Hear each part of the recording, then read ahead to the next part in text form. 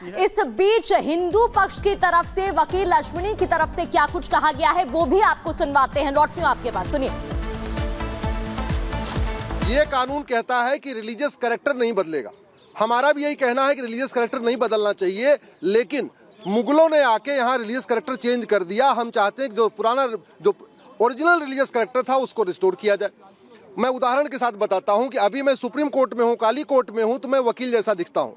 मैं अगर हॉस्पिटल में जाके सफ़ेद कोट पहन लूँ तो मैं डॉक्टर जैसा दिखूंगा। मैं पुलिस लाइन में जाके अगर खाकी वर्दी पहन लूँ तो मैं इंस्पेक्टर या कप्तान जैसा दिखूंगा। मैं अगर तिलक लगा लूँ तो मैं हिंदू दिखूंगा। मैं टोपी पहन लूँ तो मैं मुस्लिम दिखूंगा। मैं साफा पहन लूँ तो मैं सिख दिखूंगा। मैं क्रॉस पहन लूँ तो क्रिश्चियन दिखूंगा। तो मेरी पहचान बदल सकती है, लेकिन मेरा कैरेक्टर क्या है ये आपको ऊपर से देख के नहीं पता चलेगा। कैरेक्टर जानने के लिए तो सर्वे करना पड़ेगा। वैसे ही हमारा ये कहना है कि ढांचा देख के आप ये नहीं तय कर सकते हैं कि ये मंदिर है कि मस्जिद है। आपको ढांचे के सर्वे करना पड़ेगा, ये देखना पड़ेगा उसकी फाउंडेशन कब बनी, उसकी दीवार कब बनी, उसका ऊपर का जो गुंबद है वो बदला गया कि नींव के साथ ही बना हुआ था। और एक बात और, कोई भी कानून बना के आप कोर्ट का दरवाजा बंद नहीं कर सकते। अगर आप कोर्ट का दरवाजा बंद कर रहे हैं तो आपको अल्टरनेट रेमेडी देना पड़ेगा। वक्फ तो सुना आपने क्या कुछ यहाँ पर कहा गया। अखिलेश जी लगातार हमारे साथ जुड़े हुए हैं। सर, मैं आपसे समझना चाहूंगी, इस पूरे एक्ट को लेकर मुस्लिम पक्ष हमेशा स्टैंड लेता हुआ नजर आता है और हर मामले में इसको बीच में भी लाया जाता है। वहीं अब अगर उत्तर प्रदेश की बात करें, चाहे काशी का मामला हो, संभल का मामला हो, राजस्थान अजमेर का मामला हो, मध्य प्रदेश का मामला हो, ये तमाम मामले अब जब तक अगला कोई फैसला नहीं आता है तब तक इन मामलों को लेकर क्या?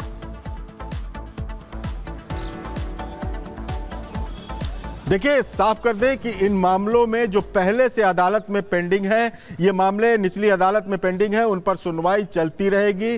वो दोनों पक्षों की सुनवाई करते रहेंगे, लेकिन कोई आदेश पारित नहीं करेंगे और साथ में फिर से कोई सर्वे का आदेश पारित नहीं कर पाएंगे। जहां तक धारभोजसाना का मामला है, उसका सर्वे हो चुका है, रिपोर्ट जमा हो चुकी है, रिपोर्ट सार्वजनिक हो चुकी है। ज्ञानवापी मामले में सर्वे हो चुका है, रिपोर्ट सार्वजनिक हो चुकी है और मामला निचली अदालत से लेकर हाईकोर्ट में चल रहा है। वो सुनवाई चलती रहेगी, उस पर कोई रोक नहीं है। लेकिन जब तक सुप्रीम कोर्ट अगली सुनवाई में कोई आदेश नहीं देता, तब तक इन सभी मामलों पर निचली अदालत हो या हाईकोर्ट हो, कोई फैसला नहीं सुनाएगा। और हालांकि हिंदू पक्ष का कहना है बार बार कि ये असंवैधानिक एक्ट है, क्योंकि संविधान में ये सबको अधिकार दिया गया है कि वो सीधे न्यायालय का रुख कर सके। लेकिन 1991 के प्लेसेस ऑफ वर्शिप एक्ट में इसे रोका गया है, यानी कि अगर आप प्रभावित हैं, आप चाहते हैं कि आप इस पूजा स्थल में हमारा इतिहास जुड़ा हुआ है, उसकी जांच कराना चाहते हैं, तो आप अदालत नहीं जा सकते। और इसी को लेकर के हिंदू पक्ष ने प्लेसेस ऑफ वर्शिप, बिल्कुल अखिलेश जी, आगे अब दोनों पक्षों का क्या रुख होगा अब देखने वाली बात होगी। लेकिन प्लेसेस ऑफ वर्शिप एक्ट को लेकर दोनों पक्षों की तरफ से सर्वोच्च न्यायालय में याचिका तो दायर की गई, उसके बाद क्या रिएक्शन आया मुस्लिम पक्ष का, वो भी आपको सुनाते हैं।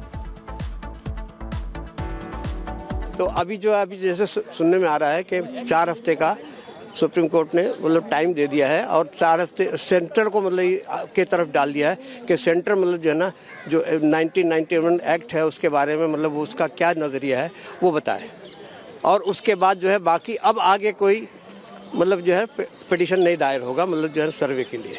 ये सेंटर ने जो कहा है, हम उसका हम स्वागत करते हैं। और चलिए बढ़ते आगे, अब बात करेंगे वन नेशन वन इलेक्शन की। चुनावों की बात करें तो देश में हर महीने किसी ना किसी राज्य में चुनाव देखने को ही मिलते हैं। कभी इस राज्य में चुनाव होता है तो अगले 2 महीनों में दूसरे राज्य में चुनाव देखने को मिलता है। लेकिन अब एक साथ चुनाव होंगे, ऐसा हम क्यों कह रहे हैं? रिपोर्ट देखिए।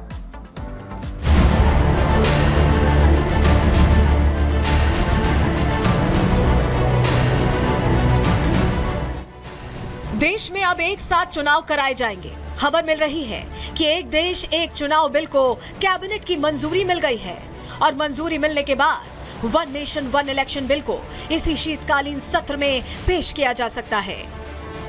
एक देश एक चुनाव से क्या होगा, अब ये भी समझ लीजिए। दरअसल एक देश एक चुनाव एक ऐसा प्रस्ताव है जिसके तहत देश में लोकसभा और राज्यों में होने वाले विधानसभा चुनावों को एक साथ कराने की बात कही गई है। चुनावों को एक साथ कराने के पीछे सरकार का लक्ष्य चुनावों में होने वाले खर्चों में कमी को लाना है।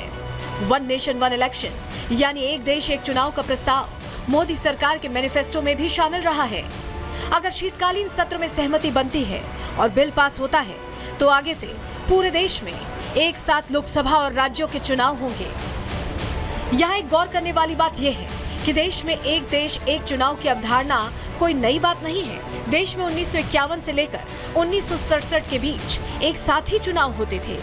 इस दौरान लोग केंद्र सरकार और राज्य सरकार दोनों के लिए एक समय पर ही वोटिंग करते थे, लेकिन बाद में बहुत सारे नए राज्यों की स्थापना हुई, जिसके बाद साल 1968-69 में इस सिस्टम को रोक दिया गया था।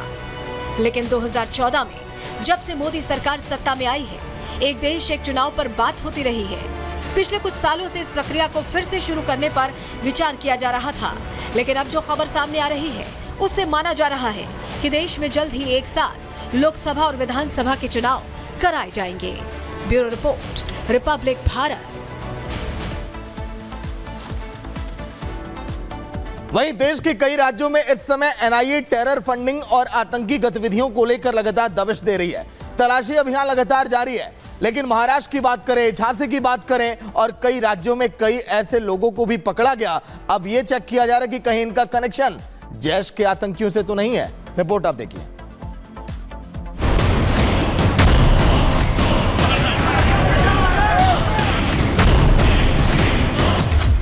एनआईए का ताबड़तोड़ एक्शन। टेरर फंडिंग के खिलाफ एनआईए की रेड।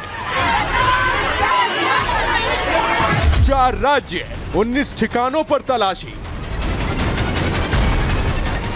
टेरर फंडिंग और आतंकी गतिविधियों पर लगाम लगाने के लिए नेशनल इन्वेस्टिगेशन एजेंसी यानी एनआईए ताबड़तोड़ रेड कर रही है।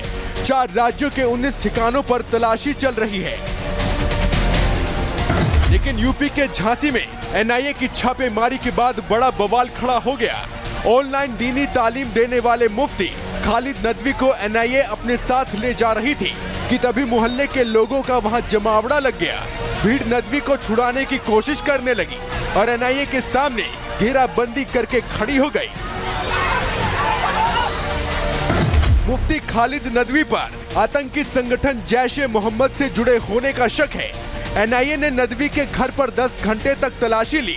मुफ्ती खालिद नदवी के दस्तावेज की जांच की गई। साथ ही एनआईए ने खालिद नदवी के बारे में जानकारी भी जुटाई और जब एनआईए की जांच खत्म हुई तो जैश-ए-मोहम्मद से कनेक्शन का शक निकला। टीम खालिद नदवी को अपने साथ ले जाने लगी, लेकिन आसपास के लोग वहां पहुंचकर प्रदर्शन करने लगे।